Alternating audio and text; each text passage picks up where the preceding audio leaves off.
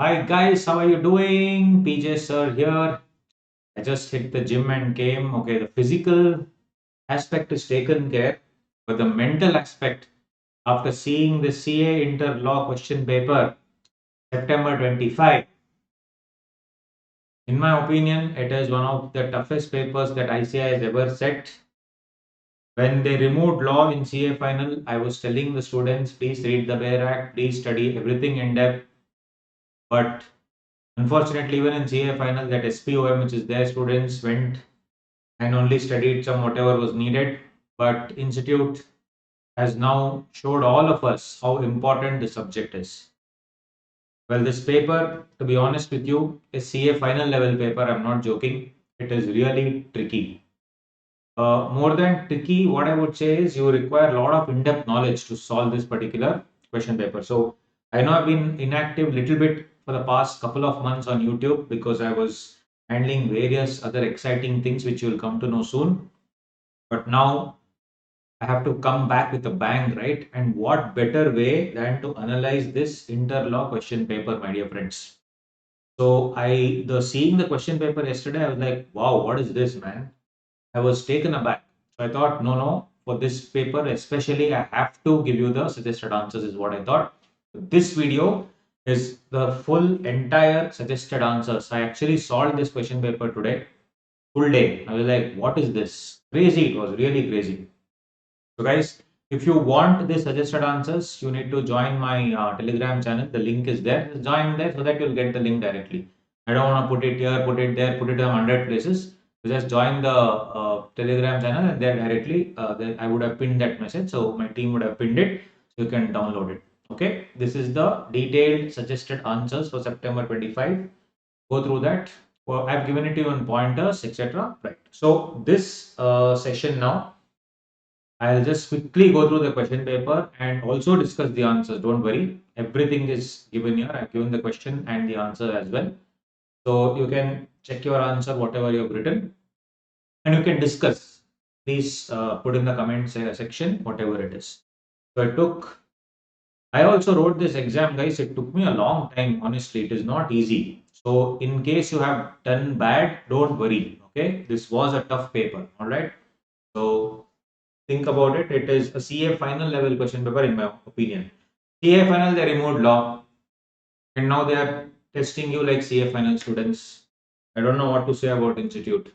Anyway, let's see. Question number one for 5 marks or about foreign company branch. Just the important pointers we'll quickly go through, and I'll tell you the answer also. Everything we'll discuss the answer. Maybe half an hour, 45 minutes. We'll finish off this video. I want to discuss all the answers quickly and detailed. You can see the suggested answers. Okay. When I was taken aback by seeing this, I like, no, I have to make the suggested answers for the students. Okay. Yeah. So Chicago Bricks Incorporated is a company in Chicago. It's a foreign company, obviously, engaged in the manufacture of cement and related products. It commenced manufacture India through its branch. So is branch also part of CSR? Yes. Even a branch office is doing something, if it is beyond the threshold, you need CSR is applicable. We are given turnover of the branch, 3 years, and they have also said that the profit is around 20%. Correct. Ramesh is the director of Chicago Brooks and advised the branch to comply with CSR requirements also and form a CSR committee. The question is very, very simple, guys. They're only asking you. The branch says that there is no requirement to constitute a CSR committee. They are not disputing whether CSR is applicable or not. So you don't have to write CSR is applicable. They are telling us CSR is applicable. Why? You see, the average profit 75, 65, 85 divided by 3. If you do, it is more than the threshold, right? So definitely you need to turnover. Sorry. So definitely you will need what? Profit. Turnover is not the threshold. The turnover is not matching. But if you see 75, 65, 85 average, 20% net profit margin is crossing 5 CR. So definitely CSR is applicable. But do you need the CSR committee? Very tricky question, whether it's required or not. So guys, CSR says section 135. This is the suggested answer. Suggested answer are given in a box. Correct. So I had to type it out. right? I also copy pasted from my material and made this for you. That is my job. Your job is to go through and see what you have written, what all you can compare it. Okay. I have given it in a little bit of ICI style also to understand this. Provision, analysis, conclusion. Provision. So section 135 talks about applies to every company, including foreign company having a branch office in India, where the immediate previous, preceding financial year net profit of 5 crore or other threshold. Not even average. Immediately preceding financial year, you should see. You see what is this year? 85 crore. 85 into 20%, definitely more than 5 crore, right? It is, 17 crore, to be honest. So yes, definitely CSR is required. Spend 2% of the average net profit. Do the average? Yes. All that is fine. The question is what? Whether CSR committee is required or not. So yes, minimum 2% are needed in India, and 1% nominated by the foreign company is required. But there is a relaxation. That is what the answer is all about. If the amount required to be spent under section 135 does not exceed 50 lakh, then CSR is required. CSR committee is not required. The board of directors only can do it. Such a minute provision, guys. Deadly question. So you see, profit 75, 65, 85, so 15, 13, 17. Average net profit is 15 crore. Average net profit CSR obligation 2%. So how much it is? 30 lakhs is the CSR obligation. Is it less than 5? Is it less than 50 lakh? Yes. Since it is less than 50 lakh. But will CSR apply as such? Yes. Because it is more than 5 crore. CSR will apply more than 5 crore. Because the net profit is 17 crore. But will CSR committee apply? No. Conclusion, Chicago bricks, the branch is correct. CSR is applicable, but no CSR committee. Deadly. So I have given you the keywords. These are the keywords that you should write. Examiner will see those keywords and give you marks. Okay. Question number 1. Like that, fast we'll decide. I'll do the entire paper, but it will be fast. If you want more detail, you can check the suggested answer. Forward Troopers Limited manufactures wearable protective gear for the armed forces. So guys, I asked my office to type the question paper. Question paper, I saw some scanned copy. I got it typed. Here and there, if there is mistakes, kindly forgive me and my team. But whatever they typed, then I solved the question. Okay. Because in the online and all, I found all the scanned ones. Instead of taking that, I thought, let me get it typed. Okay. Forward Troopers Public Company manufactures wearable protective gear for the armed forces. Subsidiary of Security Troopers. So, public company, one more public company is a subsidiary. Extract of balance sheet P&L, fully paid up equity share capital, reserves and surplus, loans, sundry creditors, all that they have given. So, the board proposes two things. One, either create a trust which will purchase the shares of forward trippers on behalf of the employees, funded by a loan of 110 crores. Give a loan to the company, and that company will buy, the trust will, buy the shares. That is one part. Correct. So the company will give loan to the trust, and trust will buy the shares of the company. This is, can you buy your own shares of the company? There are exceptions. That is this particular question. Second is, they want to give direct loan to the employees up to 5 months salary to buy fully paid up shares. See, minute provisions they have asked this. Very tricky paper. Mr. Strong Adapter approves the one but opposes the second, claiming loans can be granted to employees for buying Forward Troopers Limited shares, not shares of its holding company. So as per the Companies Act, you should see whether it is valid to lend 110 CR. Second one is whether his objection is correct or not. So this is section 67 of the Companies Act, a small section which people don't study and go, that only they have asked. If you go through the trust route, you can do that, but you require special resolution, and there's a 5% ceiling. Second one, you can give the loans directly to employees, but they should not be directors or KMP. It should not exceed 6 months salary. Here they have told 5 months salary. First one, paid up share capital 1145 crore given in the question. Free reserves 1012 crore. Aggregate PUC plus free reserves 2157 crore. That is given in the question here. You see here, all this given. So what is 5%? 107.85. Up to 5% you can give. Proposed loan is exceeding that. Additionally, the trust fruit will also require special resolution, and it should be purchased through a recognized stock exchange, and shares to be fully paid. Board report disclosure should be done, because the funding cannot be 110 crore. The funding should be reduced to 107.85 crore, plus all those things has to happen. Otherwise, invalid. Direct loan can I give? Yes, up to 6 months salary, direct loan I can give for sure. That's okay. Here it is 5 months salary, so no problem. Like this, you should write, guys. Keywords also I have given all these keywords you should write to get full marks. Third question is on FEMA, export for equity agent commission. What all questions they are asking, guys? Deadly. The American citizen is acting as an agent in the first question. Another Indian company, they're talking about 25 loader vehicles for its wholly owned American subsidiary company. They're telling the invoice value is 3,50,000, 3,50,000 US dollars and all those things. And they are telling he's demanding an export agent commission. Suddenly you remember export agent commission 10% I have seen somewhere. Guys, 10% for tobacco and tea. One is the rupee state credit route and the other one is normal exports are allowed. I mean, not allowed except tobacco and tea. So one is goods for equity transaction, is it export? If you had mugged up and gone, no, none of this you can answer. You should only know the concept behind all these things. So export, FEMA export covers taking goods out of India. So FEMA also requires the realization and repatriation, etc. It is all permitted under the ODI scheme, Overseas Direct Investment Framework. Commission on export, there is no such uniform percentage like 10%, 15%, etc. That's only prohibited for tobacco, allowed for tobacco and tea. Other things it is prohibited. So yes, the first question, if the ODI reporting within timelines, etc. is met, then it would be valid. Second one, agents commission 15%, at maximum 10%. Now there is no such rule called maximum 10%. That is what you have to write. You also need a AD bank clearance and all those things. So conclusion, first one, yes, it definitely qualifies for export. Second one, there is no 15% commission per se. It's not barred as such, as long as you follow the RBI route. What you need to write in the second question of FEMA, very tricky question.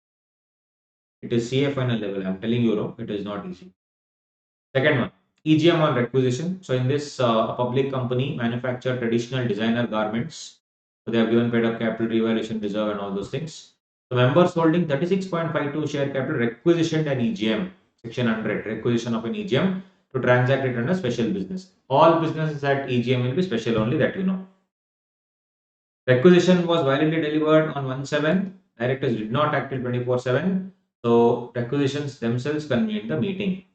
Notice was sent by email, signed by only one of the requisitionists. See, that asking about who should sign also. But they did not attach the explanatory statement. Sohan Lal, who became a member, objects that no notice was mailed to him, questioning the legality. Was a requisition adequate? You see, Sohan Lal became a member on 10/7. Notice was sent on 1/7. So intricate. Deadly.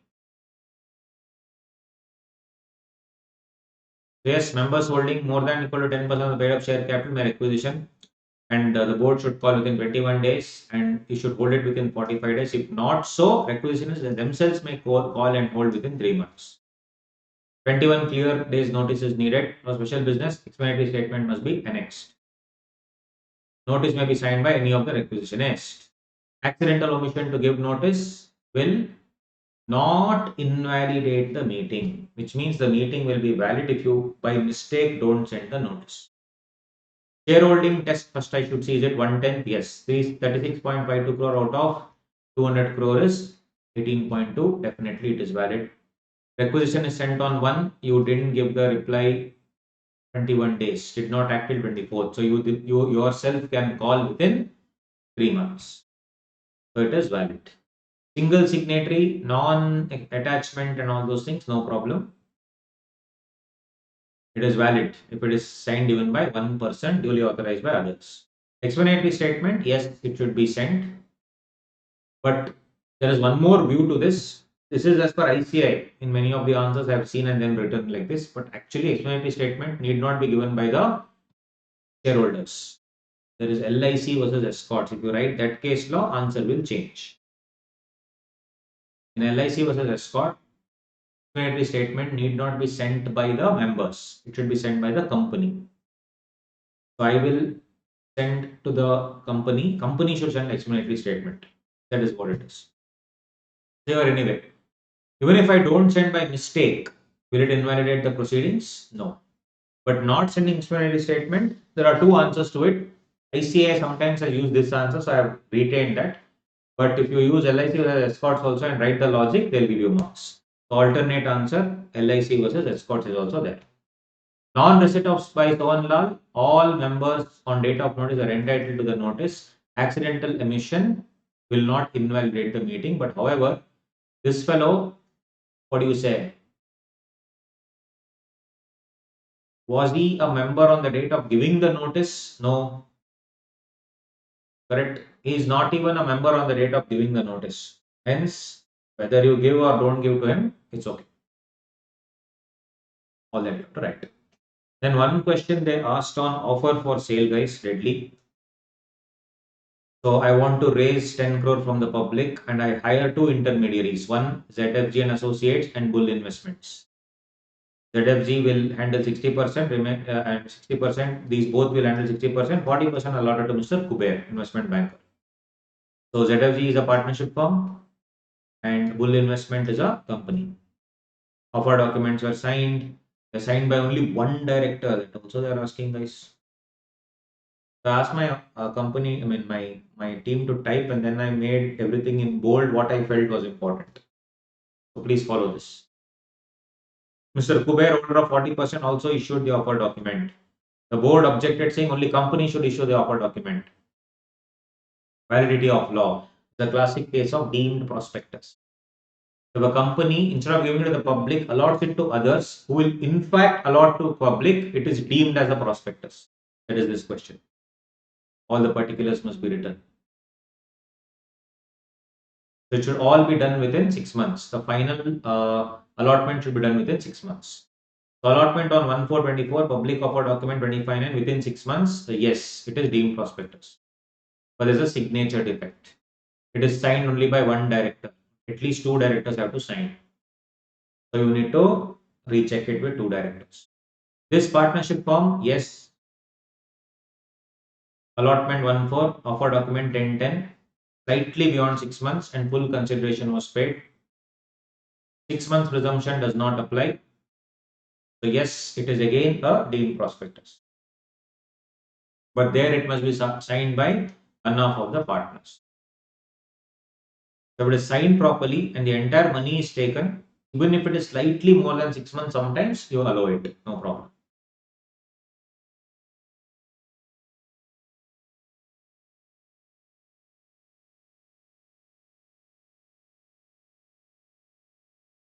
And the offer document must clearly specify the name of the person who will bear the expenses of the offer for sale. In this, Mr. Kuber's name was not written. This is wrong. See how intricate they are asking. I have given you the conclusions. Quickly in the end, you can write all these three conclusions. Keywords also. Then there was the case of double jeopardy. What is double jeopardy? Same offense, can it be punished twice in the same law? But a same offense can it be punished under different laws parallelly? What a question. So in this, there is a traffic police prosecuted under Motor Vehicles Act. Highway Authority did for prevention of damage to public property. Same offense, yeah, but two different laws. But is it the same offense? The section number is different there. The different laws. So 26 talks about the concept of double jeopardy, where they say if you have committed an offense under two or more enactments, you will be prosecuted under one, but you will not be punished twice for the same offense. So here, is it the same offense is the question? No. Offense number one is overloading a goods vehicle. Offense number two is damage to public property. It may be the same course of events, but the offense is different. mind you. If I commit murder, that's only one offense. So in whatever law, it's same offense. But here there are two offenses. One is overloading a goods vehicle. One more is damaging public property. Two different offenses, same event. So double jeopardy will not come. The double jeopardy will be rejected. Guys, what a question. If you just mucked up and gone, swaha only. Next question was on e-voting. Fabulous fabricators and mechanics paid up share capital 200.3, 865 members. AGM was scheduled on 12/12/23. Registered office Raipur. They provide e-voting to Riddhi, director, and was not mandatory. Member Mohan opted for e-voting, could not vote online, but he attended physically to vote. Chairman said, "Hey, Poda, leave." But because he had not opted for e-voting and could not switch. Appointment of Mr. Keshav as small shareholder director also was on the agenda. Legal team said it only done through postal ballot. Easy. Listed companies must provide e-voting. Change of voting mode. If you have already cast your vote in remote e-voting, you cannot vote again. But if you have not cast in the remote e-voting, then I can physically attend the meeting. I'll come and tell the chairman, sir, I could not vote there. Please allow me to vote here. You should allow it. So the small shareholder director can be appointed by small shareholders only. Items earlier prescribed for postal ballot may be transacted at a general meeting if the company provides e-voting mechanism. So is the e-voting optional here? No. Can chairman stop Mr. Mohan? No, he must allow him. Must SSD appointment only be done via postal ballot? No, it need not be done through postal ballot. It can happen through normal channels also. Then they gave a 5 marks question on limits and computation of buyback. Happy Rock Limited. All these things they are given. They want to buy back 10% of its shares at 500 rupees per share. Articles authorized, ordinary resolution passed, board has approved, free reserves to be used. This is classic case of buyback. What are the provisions? Amount cap. Buyback should be maximum 25% of PUC and FR. Equity portion, maximum 25% of paid up share capital only. There is no free reserves here. Board can approve up to 10%. Beyond 10%, special resolution. Debt equity ratio should be less than or equal to 2:1. Shares which are bought back must be fully paid up.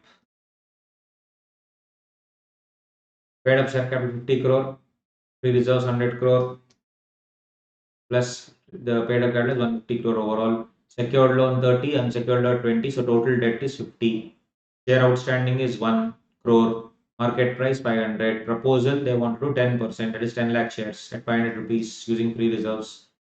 Is it less than 10%? Yes, the ordinary resolution was passed. Board has been approved. Can the company buy back 10%? 50 crore. Statutory cap, as I told you guys, it is only 25% of equity. What is overall equity? 150 crore. What is 25%? 37.5. You cannot do it only. Proposed is 50.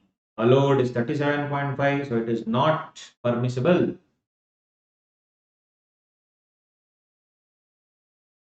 Board has only 10% of 150, 15 crore. The proposal of 37.5 exceeds this also.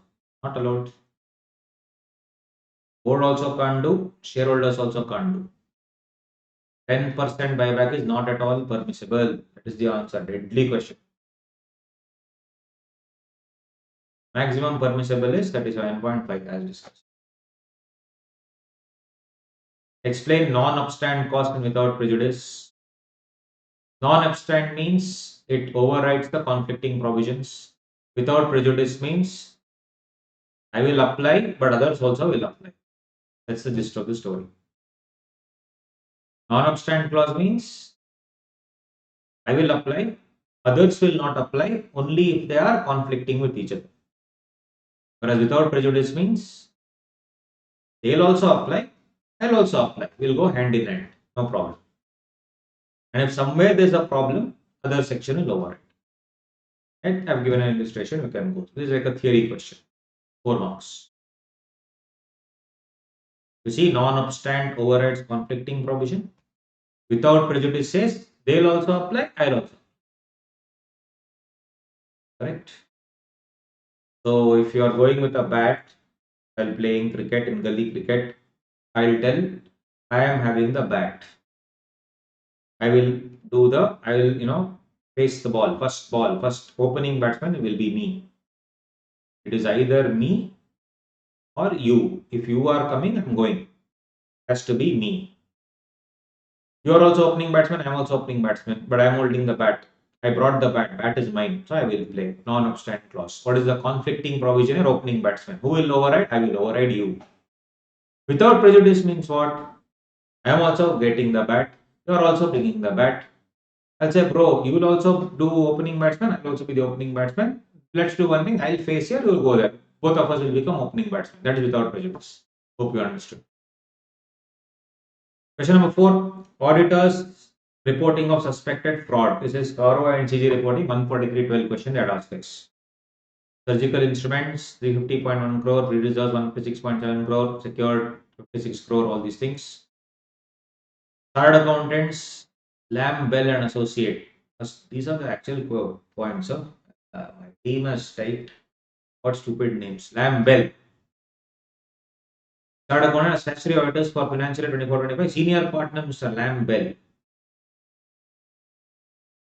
Yes, with promoter director Mr. Sharp. Out of the term loan, 3.15 was suspected to be used for non-business purposes. So he's telling, bro, 3.15 crore, you've done some golmaal. And one of the officers has siphoned off, means stolen 0.15 crore.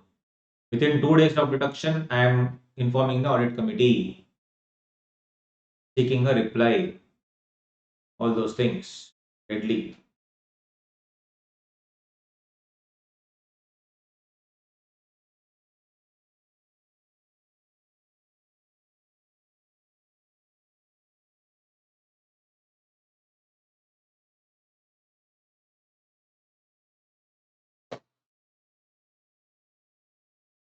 He also has the committee take up the 0.15 crore matter. Basically, it's 143 to 12.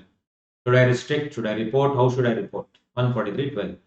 If the item is less than 1 crore, report to audit committee. More than 1 crore, directly go to central government. Auditor will first write to the audit committee and seek their reply from the board or audit committee within 45 days. Thereafter, e-form ADT4 within 15 days to the central government. Whether you reply or not, I will send it after that. So in this 3.15 CR, 0.15 CR is already informed the audit committee. This one, it is more than 1 crore, directly reportable to the central government. I should mention in the director's report and all those things. It is not just board report, I should escalate it to CG. So write to audit committee asking for their reply, then file ADT4. 0.15 crore is less than 1 crore. So that no filing required to CG, but I have to report to the board or audit committee seeking response. This is how we should write it. Deadly. Correct. Next, Harish, Priyam and Priyesh, advertising professionals, want to start an LLP, run LLP for the name HPP approved. LLP incorporated on 34/24, but the LLP agreement could not be finalized. Agreed to contribute 1.15 CR. He wants his future successor 1 year to bid as capital contribution. Deadly. Opposed by others. Consensus LLP agreement was submitted on 25. Planning to induct Srijan Cooperative Society. Can a cooperative society be a partner? Deadly. Here it pure conceptual questions. What a paper, man. Deadly paper. Really. I was only like, what is this question paper for inter? Guys, don't worry, okay? Don't worry. Hopefully, some grace marks here and there. The evaluation will be lenient, hopefully. Will the registrar accept LLP agreement submitted after 20 days? Creation desire regarding form matter of contribution valid? Can Srijan Cooperative Society be inducted as a partner?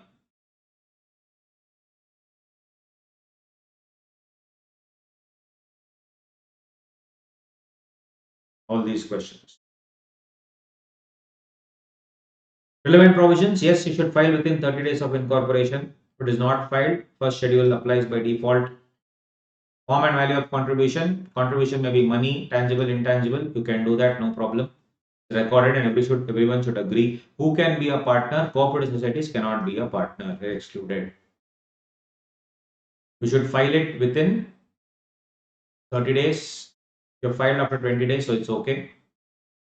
Future services as contribution, yes, but it should be assigned a monetary value and you should record it in the partner's capital accounts if you agree. If you don't agree, sorry. Provided valuation is done, it is allowed. Otherwise, not allowed.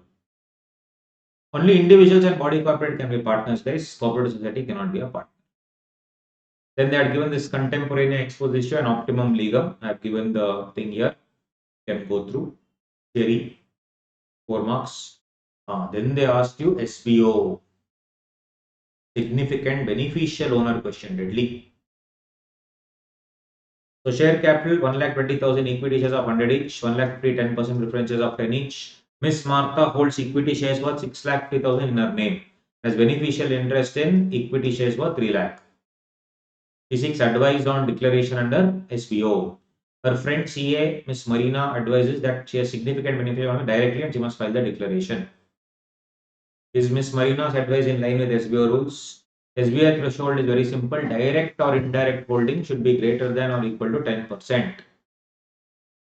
What is the direct holding here? Direct in her name, I hold 6,50,000 shares. Beneficial, how much do I hold? 3,000 shares. How? You see here? Beneficial interest, 3 lakh, 3,000 shares. Overall, 9,500 shares. Percentage on equity, 9,500 by 1,20,000, 7.92, less than 10%. Is it significant beneficial ownership? No. SBO declaration is not needed. Will SBO apply in every case? Non-applicability, I should write down. NFRA also they are given. 132, you should write all the functions and duties of NFRA theory question. I have given all the functions here. So in this case, I can debar that fellow and 1 lakh minimum up to 5 times the fees and all those things. Theory. Next, financial year, HCF Trust as a partner in LLP, again they have given. Sulagna, Sukanya and Associates formed LLP on 1/11/24 of affordable fashion accessories. Sulagna appointed Shri CA to maintain accounts January to December basis. Can you do that? No, it is April to March. Advise April-March financial year, yes. And to finalize November 24 to March 25 instead because they started on 1st November. As per LLP Act, the financial year should always be April to March. But if your incorporation is after 30th September, it could be either, in this case, it could be either 31st March 25 or if need be 31st March 26. It can never be January December. So can January December valid or invalid? It is invalid. Can either be 25 or 26 as I told you. Can I admit HCF through Karta as a partner? HCF is not a body corporate, hence cannot be a partner in LLP. Karta may join in individual capacity. Charitable trust, can it become a partner? Trust is not a body corporate, hence it is not allowed again. Then there was a question on General Clauses Act theory. You can go through. Then a deadly question on deposits. Very, very intricate question on deposits. Wants to accept 1 crore deposit from its members, tenure less than 6 months. Director requests friend K to lend 50 lakhs in a single tranche via convertible note. What a question, guys. Then internal audit also one question was there.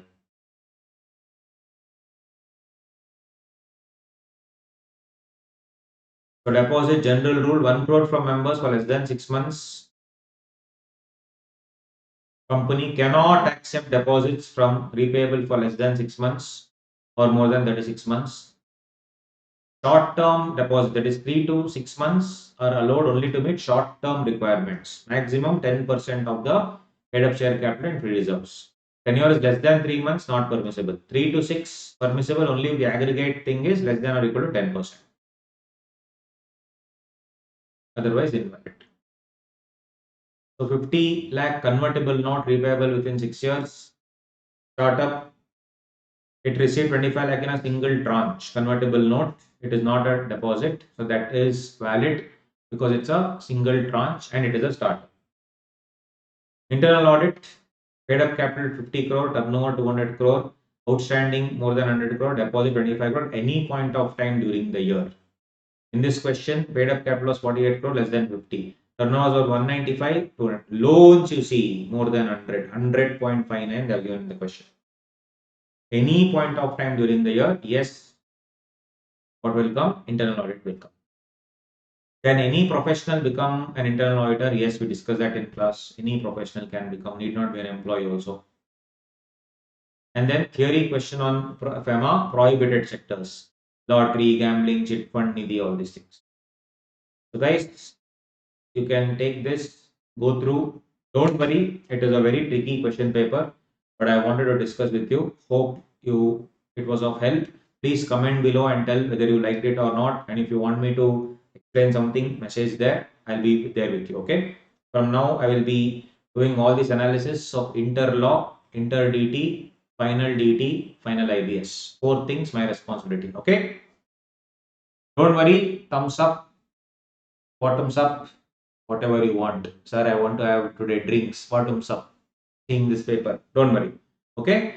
On this note, please like, subscribe, and follow my YouTube channel. From now onwards, full on mode. All the important, interesting areas I'm going to discuss. Okay. Cheers, guys. I went to the gym. This also I have not done. Sorry, guys. Bye. See you. Love you all. Bye.